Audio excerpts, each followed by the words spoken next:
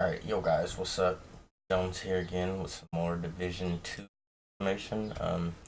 Just watched this little, well, it was 30 minutes long, but I watched about 15, 20 minutes of it, and it's just new information and gameplay and details, the Dark Zone. So, just gonna go through some of that, go through with it for some of you guys. Not sure if I'm gonna edit this video down or if I'm just gonna upload it exactly how it is, but yeah, I just wanted to go over this with you guys and figured, like I said, Division 2 is my next game that I want to, cover. So we're going to go into this. Let me just tell you, and I say this every time I talk to someone. So these are two of the devs.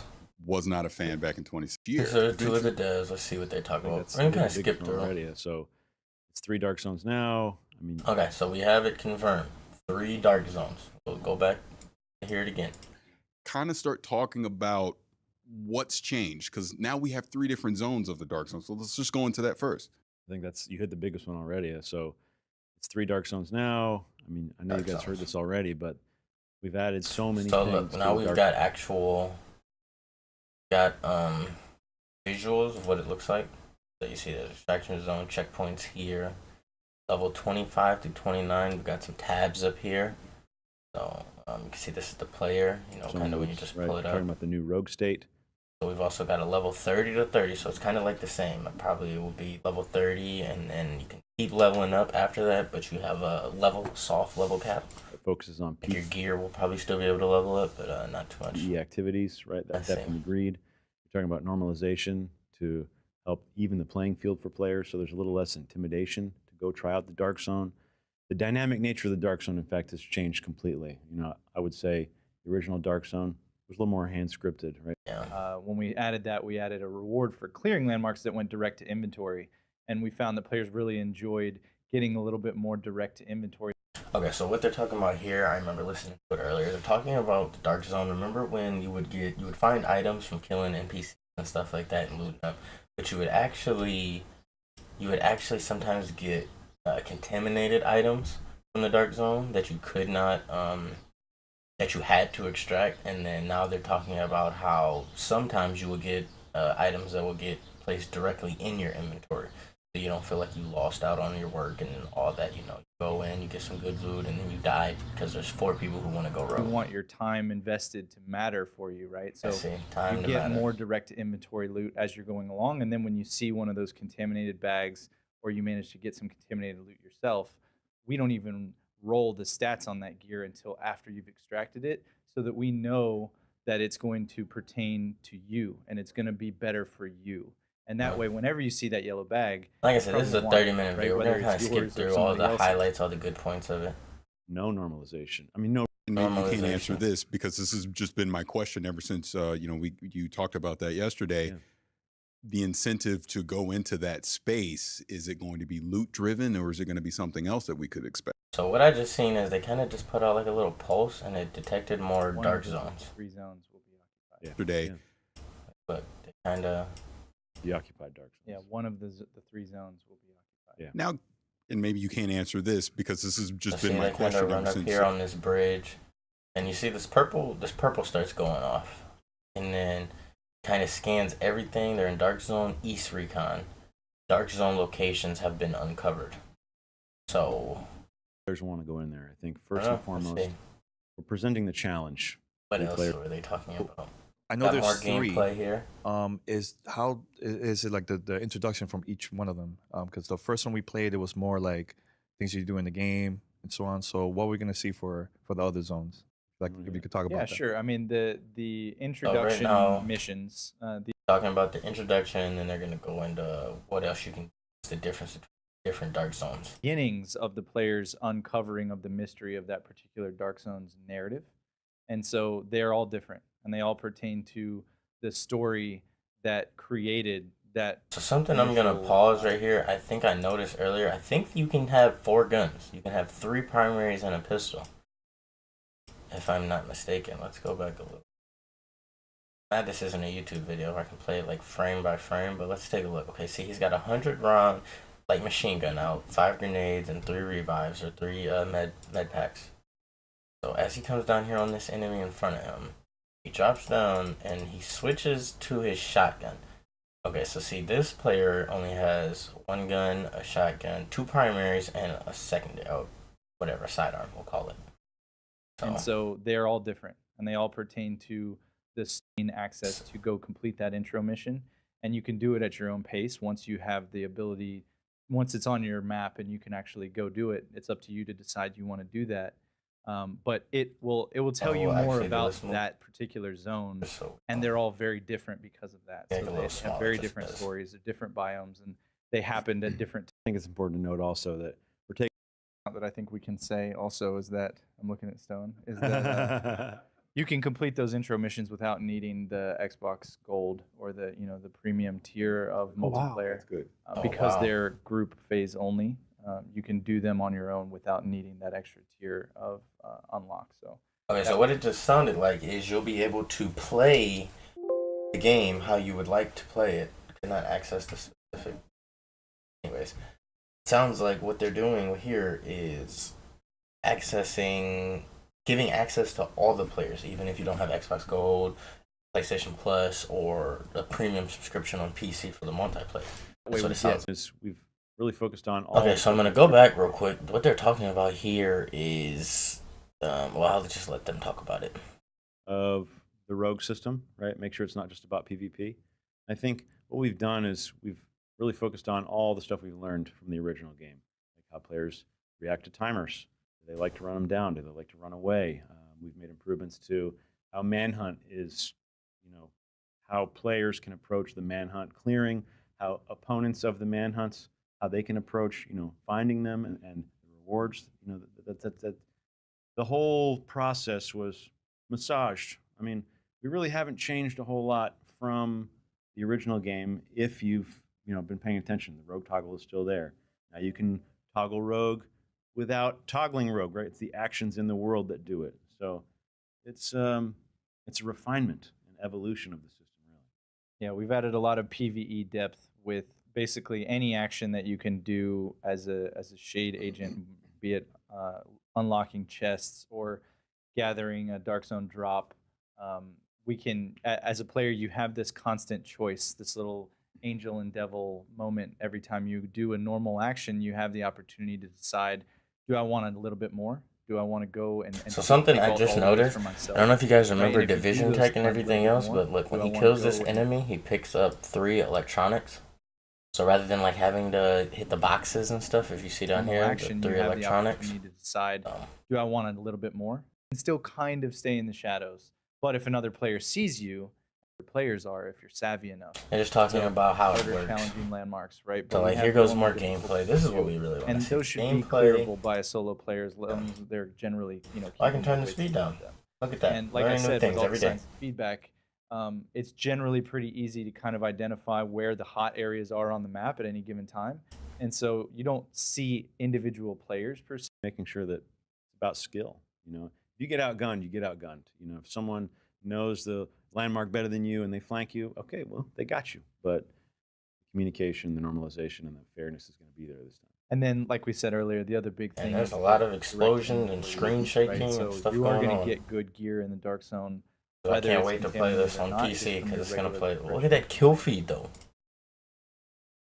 See the kill feed? So as a solo player, that was one of the big barriers to entry last time, is if I go in and get some loot, and then somebody comes up on me and it's a group of 2 or 3 or 4 players, and I can't hold my own, then I've just lost all the time I invested in farming. This time around, and what they're talking about right now is what I was talking about earlier. You're in the dark zone situation like this, but let's say you don't have teammates with you, it's you, and you run into them. You might have a couple items like you see on her back, the contaminated bag down here on the bottom underneath her bag, and then she has inventories that she was able to pick up directly and still have access to those, So that's what they're talking about, which is a really good step forward, I think, because a lot of people complained about the dark zone when, it's like, oh, I got this good loot, but, I ran into somebody and I couldn't extract it, so. Be quiet and still have time to get your loot. One time when we're playing. Yeah. Let's see what else they're talking about. The spaces of the original from a performance standpoint. So it's 12. Staying along those lines, because I can hear people asking this already, since it is 12 people, let's say I go in my team of 4. There's another team of 3. Okay, wait, that was big. That's big. Let's go back and let's confirm that. They have confirmed that there are multiple dark zones, but also they've made them smaller to It's 12 12. apiece. Staying along those lines, because Usage of the space, what we decided to do with the 3 dark zones, what we wanted to tell with the narratives, it made a lot of sense for us to go down to 12 players. Right? You felt Can I it, take a you played screenshot of it, this? right? I think it fits really well with the kind of engagements we want, and it'll, quite frankly, play a lot better from a performance standpoint. So it's 12. staying along those lines, because I can hear people asking this already. Since it is 12 people, let's say I go in my team of 4. There's another team of 3 that's in there. Are you going to, as say solo players are trying to go into the dark zone, or is the game going to be smart enough to basically fill that out to still get to that 12 max? There is a little bit of that happening behind the scenes. So what he's talking about now is like a filter system, kind of like, if you... Why does my computer do that every time I zoom in? I just want to zoom in. I just want to show y'all my beautiful face. Anyways, cut that out. Basically applying filters to the dark zone. When you're going in, okay, let's say I'm a level 11 dark zone playing solo. Is it just gonna throw me in the level 30? The top one with people who are already level 50, and it's all 4 of them. But they're talking about how they've implemented a kind of a filtration system and how you'll get placed into region-specific dark zones. That we try to put solo players in with other solo players. Mm-hmm. Really pulling back the curtain, the way that assignment into the dark zone works is as you get close, we start putting you into the server, right? Mm-hmm. And in the first game, that was a solid border all the way around the dark zone. So like he's saying, the last game, the dark zone had its own solid border around it. Anywhere you wanted to go in, you had its checkpoint, and it was like a wall. Now there's different. It's basically based on proximity. The closer you get to it, they'll start filling you and looking for the ones that you need to be put in. Outer gate, or as you get close to one of the other checkpoints around the edges, and that enables us to have a little bit of time to look for a dark zone that fits the player profile of your group. So if you are, we don't necessarily do any kind of skill-based matchmaking or anything, but we do attempt to put solo players in with solo players and things like that. Okay. And to follow on those lines, since we're talking about matchmaking and just things that are happening on the server side, one of the things that you mentioned in your presentation is you've changed the client server architecture. So more things are happening at the server level than they are at the client level. Kind of talk. Okay. I'm going to break this down for you guys into non-specific nerd-related terms. Okay. Everybody knows the server is the game's internet, where we get it from. When you play a game, you got to connect to the server. You got to connect to them, okay? Client is what is your computer, your console. You're the client. You are the client. So what he said is there's more server-side actions that are happening now. So server-side action means when you respond, when you put, let's say you're playing this and you throw a grenade, okay? On your client, you threw the grenade, but if the server hasn't picked that up, it's not going to happen. So more server side. So yes, whatever you're doing here may work on your system and in your favor, but as soon as I'll let him talk about it, but that's just a brief explanation to kind of, take it out of nerd terms, because I know a couple of y'all don't really know, but it's okay, because I do. Anyways, let's go back to see what they say. So this is big for me. But kind of talk about that. Why the change in architecture, just in infrastructure with the Division, and how it's going to migrate into the Division 2? Sure. Go ahead, man. Yeah, it's mutually beneficial. It's mutually beneficial, right? Yeah. And so we've spent a lot more time on asking the server to validate player positions and engagements and things like that. So there's a lot more that happens that is sort of authenticated through the loop with the server this time around. And so the gameplay-wise, you don't really feel it. The client is still driving a lot of everything that you're doing, and you're just telling the server, and the server is approving that and making sure everyone is on the same page. So basically what he said is the server is going to have a faster response time. So instead of it, refreshing data every 10 seconds, it might do it every 3 seconds. Or every 3 seconds, it do it every half a second, So it's much faster and much better. You won't really feel it on your side, but that's good. That means when you're in a dark zone, your connection, like all of that stuff is good. And I just realized my face cam was off. Why? I don't know why. But anyways, yeah. So it's just gonna be, you switching your weapon, the server's gonna pick it up twice as fast. If you keep switching back and forth and you're throwing your skills out there, reviving people, the server's gonna try to keep up with it because it's refreshing it, which you're doing at a faster rate, which is very good in my eyes. So we have done a lot more to the overall online experience, like Terry talked about in the presentation. We've added a lot more data centers over the world, and whether you want to wait. Talking about more data. And that's So what he said, basically, what he was saying is, so that way, as a player, you have the choice of what is the priority for you. If you absolutely want to make sure, if you want to get in, connection you to can that queue data center, in. you can wait in the queue. Yeah. But if Or you you can don't, choose to get go a to prompt somewhere and else. you can decide, okay, I just want to get in, and it's fine, and it'll Yeah, that's resolve cool. itself eventually. And that's happening on console as well. Okay, wait. This is what I want to talk about. This is big right here. Look at this. What I was talking about earlier. Look at this. Three primary weapons. Fine. Look at this. And it'll resolve itself eventually. What is this? One weapon, two weapons, a side weapon, and a special, maybe? Because it's got a... And that's happening on console as well? I don't know. See, he's got a blue charge right here, so I'm guessing that's one gun's ammo with the others, this one, and then that. So his primary, his other primary, his secondary, and then his special weapon. I'm not sure what his special weapon is, but he has 4 weapons. Yeah. So, Wow, okay. Impressive. not sure if we see him So switch let's to talk him about here. clans because I'm a big fan of that feature. And clans are coming. Is Oh, okay. man. Let's say we have a big community. Some of them have Okay, unique players. They don't really say too much does about the normalization clans. mean for those that may not know what you're talking about? And also, why is it so important? Normalization is just, keeping, We gotta really the keep it hardcore gamers, the people who go to the dark zone, they want all the best weapons, all the best stat rolls, all the highest percentage, basically min-maxing their character, doing all of that.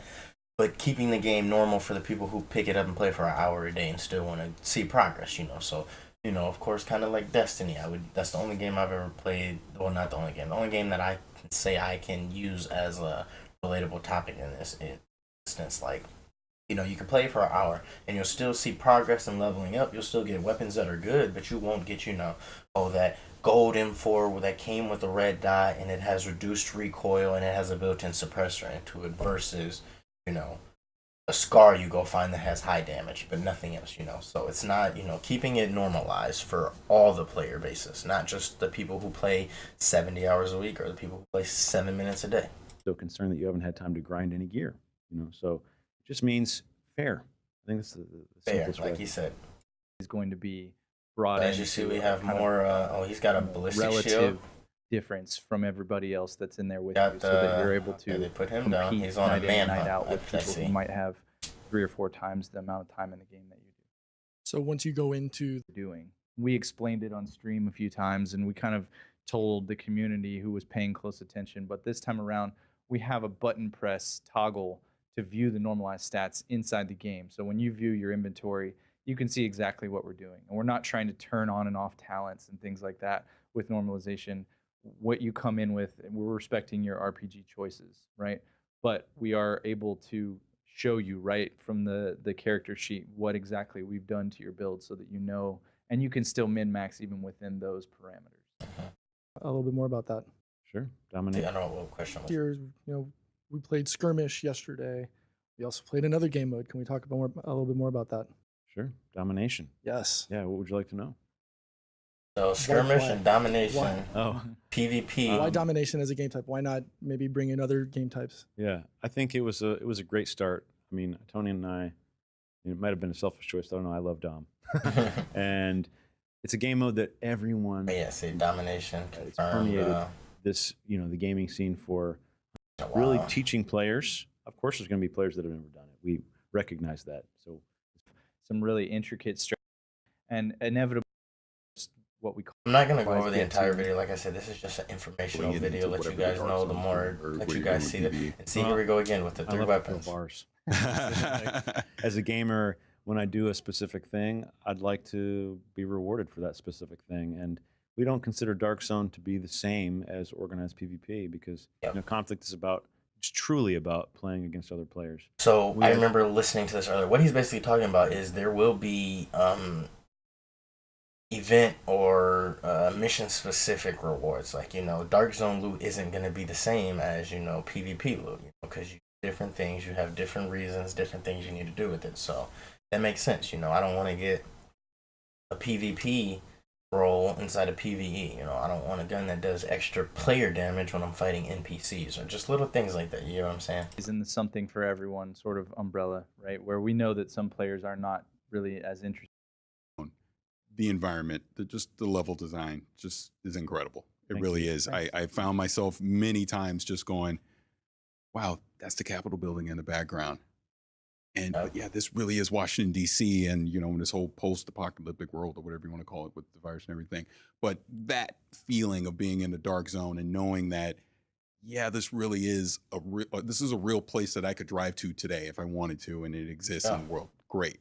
But I want to go into the story aspect. So 3 of us were playing with someone else, and as we started getting better in the dark zone, we first of all we got set up at one of the landmarks where we went to a landmark, and we're like, wait, they're gone, and we took out all the NPCs, and we're starting to loot, and we kind of relaxed. They set us up. They were hiding down below, and they came out, and they just took us. So now he's just talking about his experience with the playing, to the point that in the PlayStation where everyone right had here, their we code got name. more gameplay. Who's this whiskey?